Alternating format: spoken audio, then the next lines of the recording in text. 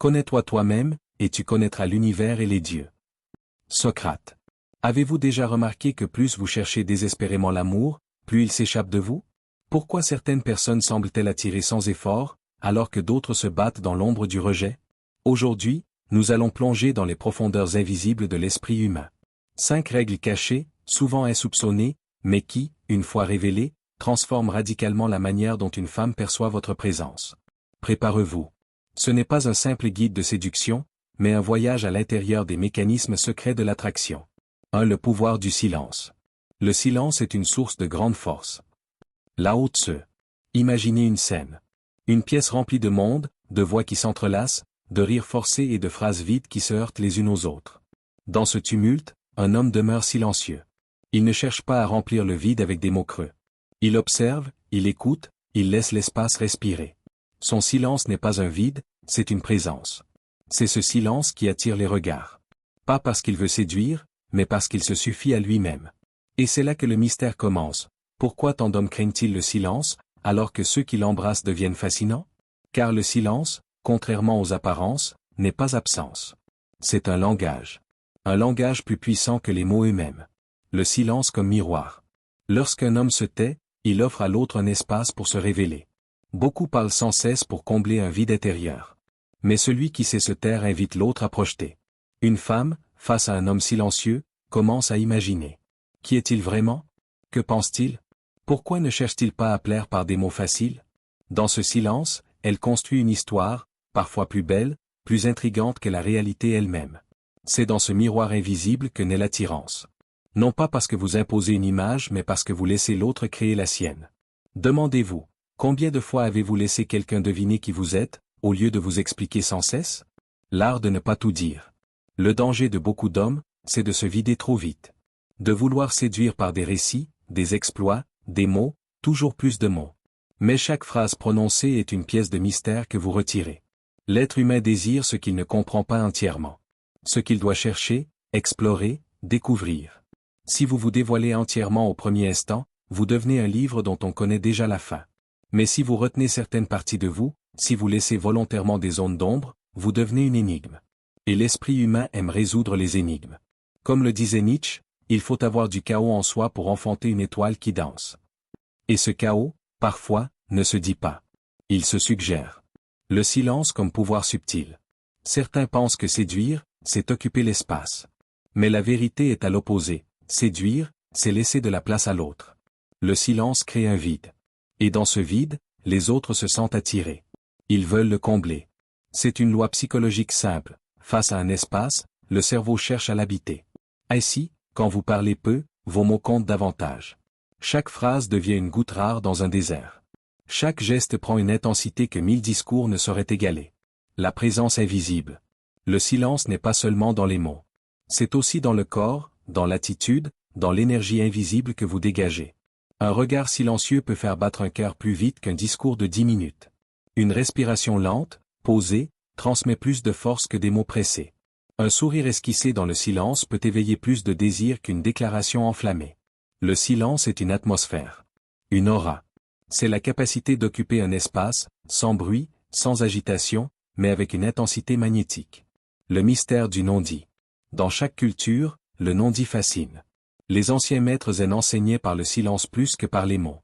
Les plus grands orateurs savaient utiliser les pauses pour captiver les foules. Et dans l'intimité, ce mystère devient encore plus puissant. Une femme se sent attirée par ce qu'elle ne comprend pas encore de vous. Par les secrets que vous portez, par ce qui se cache derrière vos yeux, vos silences, vos absences. Comme un tableau inachevé, comme une mélodie interrompue, vous laissez de la place pour son imagination. Demandez-vous, préférez-vous être entièrement compris, ou éternellement découvert? Transformez le silence en magnétisme. Alors, comment faire de ce silence une force, et non une faiblesse? En cultivant une maîtrise intérieure. Car le silence qui attire n'est pas celui de l'angoisse, ni celui de la timidité. C'est celui de la confiance. C'est le silence de l'homme qui n'a pas besoin d'impressionner, car il sait déjà qui il est. C'est le silence de celui qui ne fuit pas le vide, mais l'habite. C'est le silence de celui qui inspire, simplement parce qu'il existe avec intensité. Vous ne séduisez pas en parlant. Vous séduisez en étant. Alors je vous pose à nouveau cette question. Êtes-vous un livre déjà écrit, que l'on referme après une lecture rapide? Ou êtes-vous un chapitre encore inachevé, qui attire, qui intrigue, qui appelle à être découvert, page après page, silence après silence? 2. L'indépendance émotionnelle. Celui qui est maître de lui-même est plus puissant que celui qui est maître du monde. Bouddha. Qu'est-ce qui fait qu'un homme attire naturellement? Est-ce sa force physique, son charisme, sa richesse? Non. L'essence véritable de l'attraction naît de quelque chose de plus profond, la maîtrise intérieure. La dépendance émotionnelle est l'un des poisons les plus subtils qui détruisent la séduction. Car derrière chaque geste de besoin, derrière chaque tentative désespérée de plaire, se cache une faiblesse que l'autre perçoit instinctivement. Une faiblesse invisible mais impossible à ignorer. Lorsqu'une femme sent que vous placez votre bonheur dans ses mains, elle s'éloigne. Pas par cruauté, mais parce que l'esprit humain fuit toujours ce qui manque de stabilité. Ce que nous recherchons tous, au fond, c'est une force tranquille, un roc sur lequel on peut s'appuyer. Le stoïcisme comme clé. Les stoïciens l'avaient compris il y a plus de 2000 ans. Ce qui trouble les hommes, ce ne sont pas les choses, mais les jugements qu'ils portent sur les choses. Épictète. Autrement dit, ce n'est pas ce que l'autre fait ou ne fait pas qui vous affecte. C'est votre interprétation, vos attentes, vos attachements. Si vous croyez que votre valeur dépend du regard d'une femme, alors vous êtes prisonnier. Mais si vous fondez votre valeur sur vos propres principes, vos propres choix, votre propre discipline, alors vous devenez libre. Et la liberté, dans les relations humaines, est magnétique. La force du roc intérieur. Imaginez un rocher au milieu d'une tempête. Le vent souffle, les vagues frappent, la pluie tombe. Tout bouge autour de lui, sauf lui. Un homme émotionnellement indépendant est ce rocher. Il peut aimer, il peut désirer, mais il ne perd jamais son centre. Une femme sent cette stabilité. Elle le perçoit dans ses réactions. Un mot blessant? Il ne s'effondre pas. Une absence soudaine? Il continue sa route. Une provocation? Il garde son calme. Ce n'est pas de l'indifférence froide. C'est une maîtrise. Une souveraineté sur soi-même. Et c'est cette souveraineté qui attire. Le piège de la validation. Beaucoup d'hommes cherchent sans cesse l'approbation. Un compliment sur leur apparence. Une reconnaissance de leur valeur. Une attention qui leur prouve qu'ils comptent. Mais cette quête les fragilise. Car dès que cette validation disparaît, ils se sentent vides. Or, ce vide se voit. Il se lit dans les gestes, dans les mots, dans l'énergie que vous dégagez. Une femme ne court pas après un homme qui mendie son regard. Elle court après celui qui avance déjà, qui poursuit son chemin, qui est centré sur sa mission. Comme l'écrivait Marc Aurèle, la meilleure manière de se défendre contre l'offense, c'est de ne pas lui ressembler. La construction du soi. L'indépendance émotionnelle n'est pas un don. C'est une construction. C'est l'art de bâtir en soi des fondations solides. Discipline, clarté, valeur, vision. Posez-vous la question, qu'est-ce qui vous rend heureux en dehors des autres? Si vous n'avez pas de réponse, alors vous êtes vulnérable. Mais si vous cultivez des passions, des projets, une mission de vie, alors votre énergie ne dépend plus des humeurs d'autrui. C'est la différence entre l'homme qui attend et l'homme qui avance. La force silencieuse. Un homme émotionnellement indépendant ne cherche pas à se prouver. Il ne se vante pas, il ne réclame pas. Sa force est silencieuse. Elle se manifeste dans sa constance, dans son regard, dans ses choix. Et cette force est rare. Dans un monde où la plupart cherchent à combler leur manque par les autres, rencontrer quelqu'un qui se suffit à lui-même est une expérience bouleversante. Comme un feu qui brûle de l'intérieur, il attire naturellement sans rien demander. La relation comme partage, non comme besoin. Il y a une différence immense entre aimer quelqu'un parce que vous en avez besoin et aimer quelqu'un parce que vous le choisissez. L'indépendance émotionnelle transforme la relation. Elle la libère du poids du manque. La femme ne devient plus votre oxygène. Elle devient un souffle qui enrichit une respiration déjà existante. Elle ne comble pas un vide, elle accompagne une plénitude. Et c'est précisément cette plénitude qui la pousse à courir vers vous. Alors je vous laisse avec cette réflexion. Êtes-vous l'architecte de votre bonheur ou l'otage des émotions des autres? Êtes-vous ce roc immobile au milieu de la tempête ou cette feuille fragile emportée par chaque vent? Souvenez-vous, la véritable puissance ne réside pas dans la domination des autres, mais dans la maîtrise de soi. 3. La rare beauté de la présence. L'instant est la seule chose qui nous appartient réellement. Marc Aurèle. Fermez les yeux un instant, et imaginez. Un homme qui ne regarde pas son téléphone quand vous lui parlez. Un homme dont le regard ne fuit pas, qui ne cherche pas ailleurs ce qui pourrait lui manquer ici. Un homme qui, dans une pièce pleine de bruit, fait disparaître tout le reste simplement par la qualité de son attention. C'est cela, la rare beauté de la présence. La présence comme lumière. Il y a des êtres qui, lorsqu'ils entrent dans une pièce, changent l'atmosphère sans dire un mot. Leur présence est dense, palpable, comme une lumière qui éclaire subtilement tout autour d'eux. Ils ne sont pas ailleurs. Ils ne regrettent pas le passé, ils ne s'agitent pas dans l'anticipation du futur. Ils sont ici. Maintenant. Et ce maintenant agit comme un sortilège. Car dans un monde saturé de distractions, d'écrans et de pensées vagabondes, celui qui sait être totalement présent devient rare et irrésistible. L'essence comme porte de l'instant. Être présent, ce n'est pas seulement se concentrer. C'est habiter son corps, ressentir chaque sensation comme une porte vers le réel. Écouter une voix sans penser à ce que vous allez répondre. Sentir le parfum subtil qui flotte entre deux respirations. Observer les nuances d'un sourire, les vibrations d'un silence partagé. Chaque détail devient une couleur vive dans une toile immense. Chaque instant, une saveur unique qui ne reviendra jamais. La plupart vivent comme des fantômes, prisonniers de souvenirs ou de projections. Mais celui qui vit à travers ses sens, pleinement, devient vivant aux yeux des autres. La présence comme cadeau. La vérité est simple, la présence est un luxe. Un luxe que très peu offrent. Combien de fois avez-vous ressenti que quelqu'un était là physiquement, mais absent intérieurement? Son regard fuyant, son esprit ailleurs, son corps comme une coquille vide. Cela laisse toujours une trace amère. Mais quand vous offrez à quelqu'un votre attention entière, vous lui offrez quelque chose d'inestimable, la reconnaissance de son existence. Et c'est cela qui crée l'attraction. Car une femme ne court pas après celui qui veut briller, mais après celui qui la fait exister. La danse des regards. Il y a un langage qui ne ment pas, celui des yeux. Un regard qui ne fuit pas, qui n'analyse pas, qui ne compare pas, mais qui contemple. Un regard présent ne cherche pas à posséder, il accueille. Il ne consomme pas, il découvre. Imaginez un homme qui, en silence, regarde une femme comme si elle était le centre du monde. Non pas parce qu'il veut la séduire, mais parce qu'à cet instant précis, elle l'est réellement pour lui. Ce regard a plus de pouvoir que 1000 mots. Comme le disait Antoine de Saint-Exupéry. On ne voit bien qu'avec le cœur. L'essentiel est invisible pour les yeux. Le silence de l'instant. La présence ne demande pas toujours des mots. Souvent, elle naît dans les silences. Ces silences qui ne sont pas lourds, mais pleins. Pleins d'émotions, de vibrations, de connexions invisibles. Dans ces instants, le temps semble se suspendre. Une respiration commune. Un battement de cœur partagé. Rien d'autre n'existe, et pourtant tout est dit. Combien d'hommes fuient ces silences, comme s'ils étaient gênants? Et combien ignorent que c'est précisément là que l'attirance naît, dans cette intensité tranquille où deux âmes se reconnaissent? Le poids de l'absence. À l'inverse, l'absence de présence détruit. Être là sans être là. Parler sans écouter. Regarder sans voir. Cela tue plus de relations que les disputes ou les désaccords. Car une absence de présence dit silencieusement, « Tu n'es pas important pour moi ». Alors que la vraie présence murmure, « En ce moment, il n'y a que toi ». La magie de l'instant. Être présent, c'est accepter que la vie est toujours ici et maintenant. Ce n'est pas attendre le bon moment, c'est reconnaître que le moment est déjà parfait. Cette vérité simple transforme l'attitude, le regard, la voix. Et elle devient un aimant. Car l'homme qui vit vraiment dans l'instant attire naturellement ceux qui veulent s'y réfugier. Il devient une échappatoire au tumulte du monde. Une ancre dans l'océan des distractions.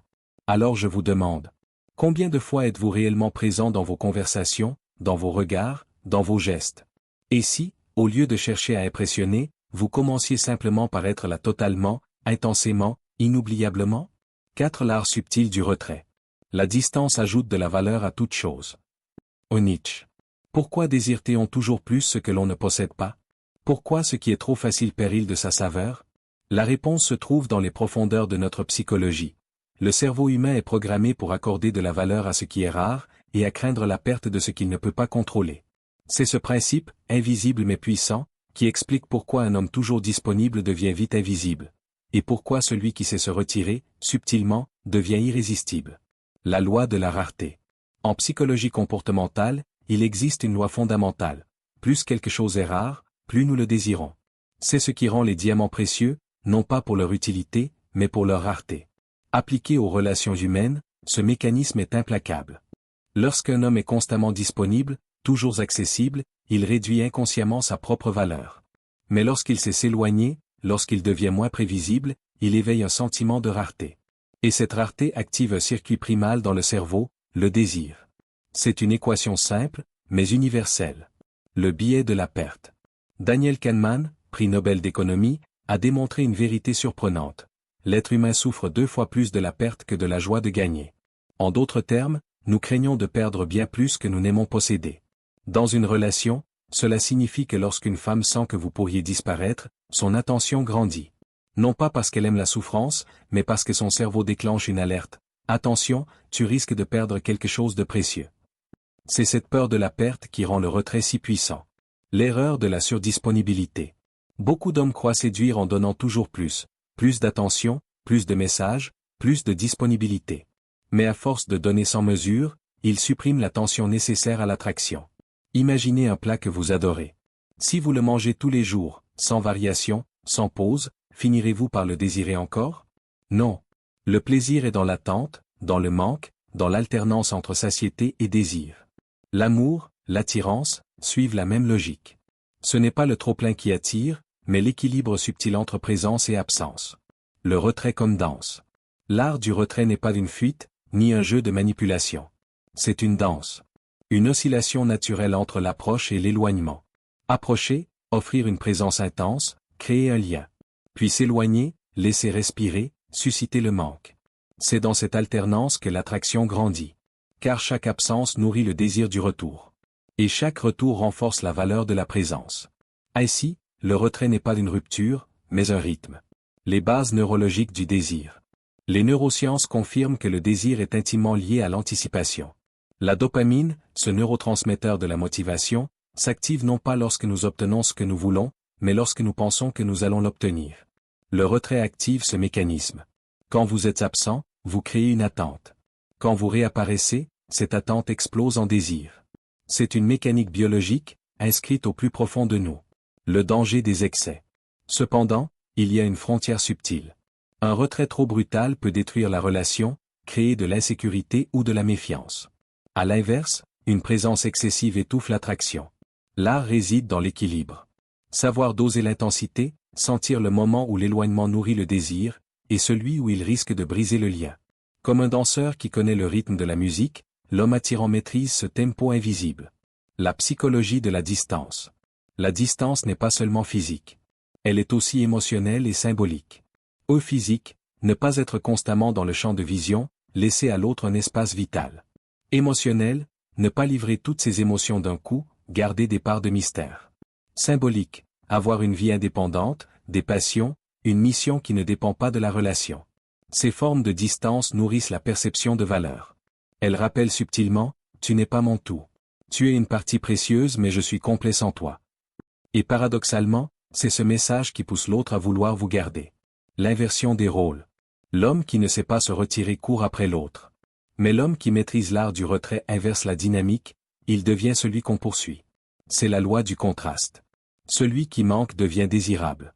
Celui qui est toujours là perd son éclat. En créant cette rareté, vous invitez naturellement l'autre à investir plus d'énergie dans la relation. Car ce qui semble pouvoir nous échapper devient précieux. Alors je vous pose cette question. Savez-vous disparaître pour mieux réapparaître? Savez-vous créer ce rythme, ce souffle, cette danse subtile entre l'approche et le retrait? Car c'est là que réside une vérité essentielle de l'attraction.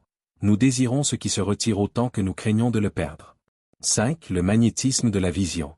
Là où il n'y a pas de vision, le peuple périt. Proverbe biblique. Regardez autour de vous, le monde suit toujours ceux qui savent où ils vont. Pas forcément les plus forts, pas forcément les plus riches, mais ceux qui portent une direction claire, une flamme intérieure qui éclaire leur chemin. Les femmes ne suivent pas des hommes. Elles suivent des visions. Des rêves incarnés, des projets vivants, des histoires qui donnent un sens à l'existence. L'homme sans vision. Un homme sans vision ressemble à un navire sans boussole. Il dérive au gré des vagues, change de cap selon les vents, s'accroche à ce qui passe devant lui. Peut-il attirer? Oui, mais seulement pour un temps. Car rapidement, son absence de direction crée une lassitude. Une femme ne veut pas seulement partager vos bras. Elle veut partager votre route. Et si cette route n'existe pas, si vous n'avez pas de destination, alors elle sentira tôt ou tard le vide. Ce n'est pas un jugement, c'est une vérité psychologique. Nous sommes naturellement attirés par ceux qui avancent avec un but. La vision comme feu intérieur. Qu'est-ce que la vision? Ce n'est pas une liste d'objectifs. Ce n'est pas seulement un plan ou une ambition matérielle. La vision, c'est ce feu intérieur qui brûle même quand tout s'écroule. C'est cette force qui fait que, malgré les obstacles, vous continuez d'avancer. C'est ce fil invisible qui relie vos choix, vos actes, vos sacrifices. C'est l'histoire que vous racontez à travers votre vie. Et c'est cela qui attire. Car une femme n'est pas fascinée par l'homme qui veut tout avoir, mais par celui qui sait pourquoi il marche. Le magnétisme du sens. L'être humain n'est pas motivé uniquement par le plaisir ou la sécurité. Il est motivé par le sens. Viktor Frankl, survivant des camps de concentration et psychiatre, écrivait « Celui qui a un pourquoi peut supporter tous les comment ». Dans les relations, c'est la même chose. L'homme qui a un sens profond attire, car il offre plus qu'une présence, il offre une direction. Il ne dit pas seulement « Viens avec moi ». Il dit « Viens, et ensemble nous construirons quelque chose qui nous dépasse ». Et face à une telle invitation, le cœur humain ne peut rester indifférent. La vision comme ancrage. Une vision donne une stabilité rare. Car même quand les émotions fluctuent, même quand les tempêtes secouent, l'homme visionnaire reste debout. Il ne s'accroche pas aux humeurs de l'autre, il s'accroche à sa mission. Il ne s'effondre pas si quelqu'un part, car il sait que son chemin continue. Et cette force inspire confiance. Car une femme ne cherche pas seulement un compagnon de plaisir, elle cherche un compagnon de route, quelqu'un qui ne se perd pas au premier détour. Le charisme de la direction. Le charisme n'est pas seulement une question d'énergie ou de charme. C'est une question de direction. Un homme qui sait où il va n'a pas besoin de convaincre. Sa simple présence inspire. Ces mots portent un poids différent, car ils ne viennent pas du hasard, mais d'une conviction profonde. Les grands leaders de l'histoire n'étaient pas tous séduisants physiquement, ni riches. Mais ils savaient voir au-delà du présent, et leur regard vers l'horizon captivait ceux qui les entouraient. La séduction, elle aussi, suit cette loi. La femme est la grande histoire. Souvenez-vous de ceci, une femme ne veut pas seulement marcher à vos côtés. Elle veut marcher dans une histoire plus grande que vous deux. Elle veut sentir que son rôle à vos côtés participe à quelque chose de grand, d'unique, de vivant. Elle ne cherche pas un homme qui l'utilise comme pilier de son bonheur, mais un homme qui lui ouvre une porte vers une aventure, une mission, une vie pleine de sens. C'est pourquoi le magnétisme de la vision est irrésistible. Il transforme la relation en voyage, en épopée. Le danger du masque. Mais attention, la vision ne peut pas être une façade. Si vous inventez un but pour impressionner, tôt ou tard, le masque tombera. La véritable vision naît de votre essence. De ce qui brûle réellement en vous. De ce que vous seriez prêt à poursuivre même si personne ne vous regardait. Alors je vous demande, qui êtes-vous, quand vous retirez le masque? Quelles sont les flammes qui brûlent vraiment dans votre cœur? C'est dans cette authenticité que naît le vrai magnétisme. La vision ne se mesure pas seulement à ce que vous accomplissez, mais à ce que vous laissez. Quel héritage voulez-vous bâtir? Quel souvenir voulez-vous laisser dans le cœur de ceux qui marcheront avec vous? Une relation forte n'est pas seulement une succession d'instants agréables. C'est une construction, une œuvre commune, une mémoire vivante. Et seul l'homme qui sait où il va peut inviter une femme à co-créer cet héritage. Alors je vous laisse avec cette réflexion. Quelle est votre vision? Pas celle que vous racontez aux autres, mais celle qui vous réveille le matin. Celle qui vous fait marcher malgré la fatigue. Celle qui donne un sens à chaque choix. Car en vérité, une femme n'est pas attirée par ce que vous possédez. Elle est attirée par ce que vous incarnez. Et ce que vous incarnez dépend de votre vision. Ces 5 règles ne sont pas des manipulations mais des révélations. Elles ne visent pas à faire courir les femmes après vous, mais à élever la qualité de votre être, à réveiller le magnétisme déjà présent en vous. Lorsque vous changez la manière dont vous regardez les choses que vous regardez changent. Wayne Dyer. Alors, êtes-vous prêt à devenir cet homme qui attire sans courir, qui inspire sans imposer, et qui séduit simplement en étant pleinement lui-même?